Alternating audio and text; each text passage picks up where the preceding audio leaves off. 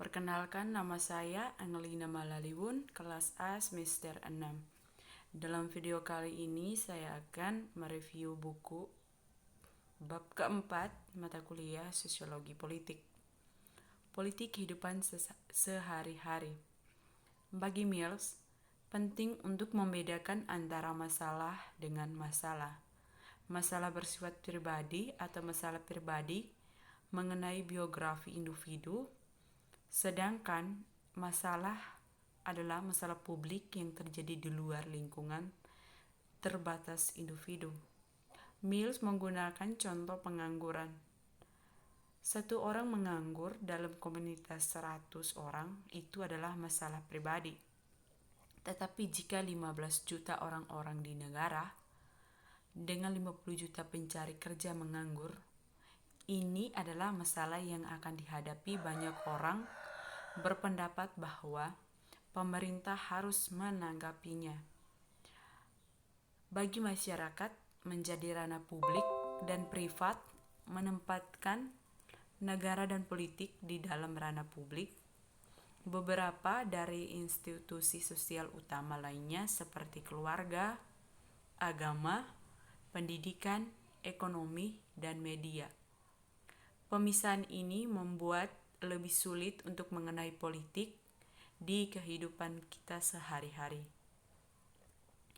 Namun, politik berubah setidaknya sebagian karena perubahan mendasar dalam ekonomi kita adalah kehidupan sosial seperti perkembangan kapitalisme, pasca industri, transportasi global, kemajuan teknologi dokter, kebangkitan budaya massa, dan pertumbuhan media dan internet, dan mungkin seperti yang dikatakan beberapa orang, penurunan agama. Agar dan Lucar 2002 mengemukakan bahwa politik memiliki lebih dari klaim postmodern bahwa politik telah berakhir. Kapitalisme dan demokrasi. Secara teknis, sistem ekonomi Amerika Serikat telah diberi label campuran yang menunjukkan adanya keterlibatan lembaga swasta dan publik. Marger figur terpenting dari ekonomi Amerika Serikat adalah bagaimana perusahaan besar mendominasi. Dalam sistem ekonomi kapitalis ada milik pribadi, kepemilikan properti, pengejaran keuntungan pribadi, dan kompetitif dan ketidaksetaraan dalam distribusi sumber daya masyarakat. Idealnya, persaingan untuk mendapatkan keuntungan membuat masyarakat lebih kuat dan lebih efisien. Efisien dan motivasi individu untuk bekerja keras, meskipun dalam kenyataan hal-hal tidak mungkin selalu berhasil lewat sana. Sebagai sistem ekonomi, Amerika Serikat adalah sistem kapitalis dan secara politik dianggap sebagai demokrasi. Meski ideal dalam sistem politik, warga negara berhak memilih politis, sumber daya ekonomi mempengaruhi aspek-aspek ini. Roberts menunjukkan bahwa bagian dari politik dan ekonomi berkisar pada perbedaan interpretasi kebebasan, nilai yang paling kita dukung dengan kuat. Lebih khusus lagi, beberapa penekanan ukuran kebebasan dalam definisi kebebasan sementara yang lain menekan sebagai mempromosikan kesetaraan.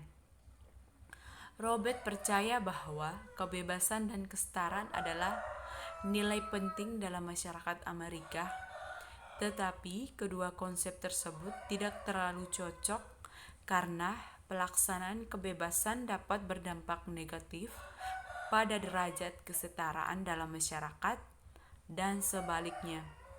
Di Amerika Serikat, kebebasan ditekan. Kerangka teoritis. Berbagai kerangka teoritis memberi kita pandangan yang berbeda tentang hubungan antara politik dan ekonomi.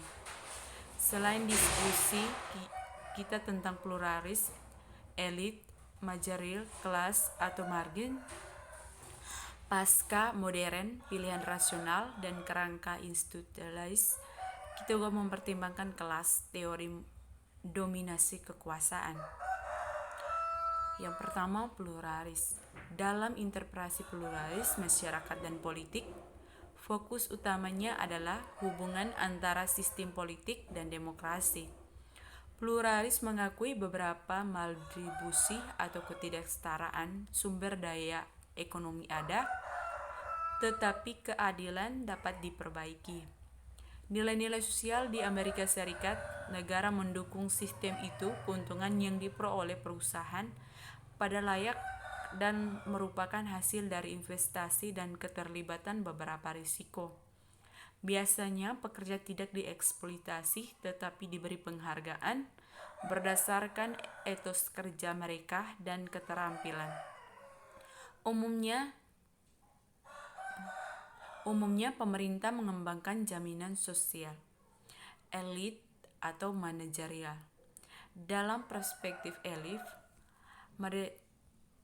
Majerel mengidentifikasi kekuatan korporasi militer dan elit politik, menekankan bagaimana kekuasaan dipusatkan sehingga ekonomi memiliki didominasi oleh 2 atau 300 perusahaan hibah secara administratif dan politik saling terkait yang bersama-sama memegang kunci untuk keputusan ekonomi.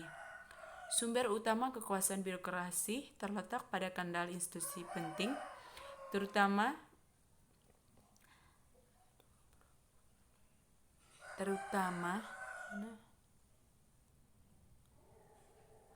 kohesif dan tipe negara berkoordinasi secara aktif untuk melindungi pengaturan kelembagaan yang menguntung elit dominan atau marger.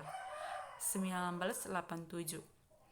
Berdasar data dari 1980 hingga 1981, mengidentifikasi 3 sektor elit kekuasaan. Sektor koperasi terdiri dari perusahaan industri, bank, asuransi, dan investasi. Perusahaan memiliki hampir 60% dari posisi kepemimpinan elit kekuasaan.